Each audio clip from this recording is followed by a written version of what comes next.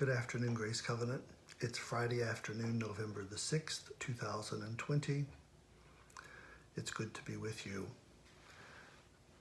As many of you know, I've been away for a few weeks dealing with some health issues. Hopefully we have those under control now, and I appreciate the opportunity to be back and to share with you and to spend some time reflecting, especially at this particularly challenging time in our nation's life. We are still waiting for the wheels of democracy to work.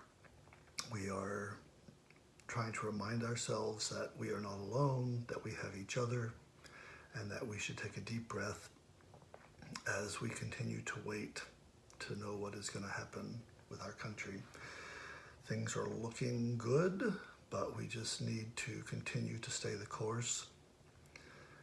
One of the things that I have been reflecting on, especially in the last week with having had the time change, having reflected at All Saints, as we see the days shorten and the nights lengthen, I'm reminded once again, more so than usual, about the juxtaposition of darkness and light, and about how important light is, and how we are called to be light.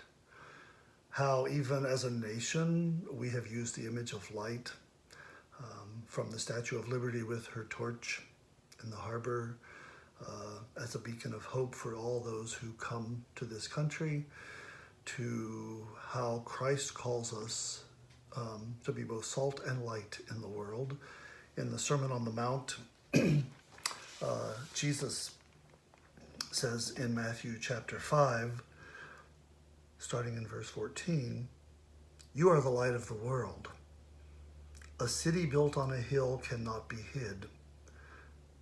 No one, after lighting a lamp, puts it under the bushel basket, but on a lampstand, and it gives light to all in the house. In the same way, let your light shine before others, so that they may see your good works and give glory to your Father in heaven." This is our time to shine, Grace Covenant.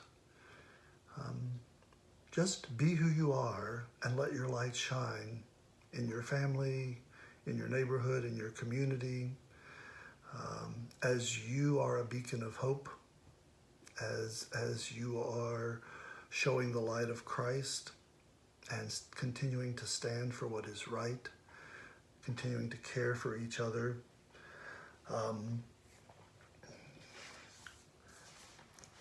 As we think of the ongoing political upheaval in our country, and as we wait for the results of this election, I actually go back to a former president, Jimmy Carter. This is a quote from the New York Times Magazine some years ago. But see if you hear light in this quote. Jimmy Carter said, "I have one life and one chance to make it count for something. I'm free to choose what that something is. And the something I've chosen is my faith. Now, my faith goes beyond theology and religion and requires considerable work and effort. My faith demands, this is not optional, my faith demands that I do whatever I can, wherever I am, whenever I can, for as long as I can, with whatever I have, to try and make a difference." Some of you may recognize that almost sounds a lot like a quote from Charles Wesley. Echoes the same sentiment.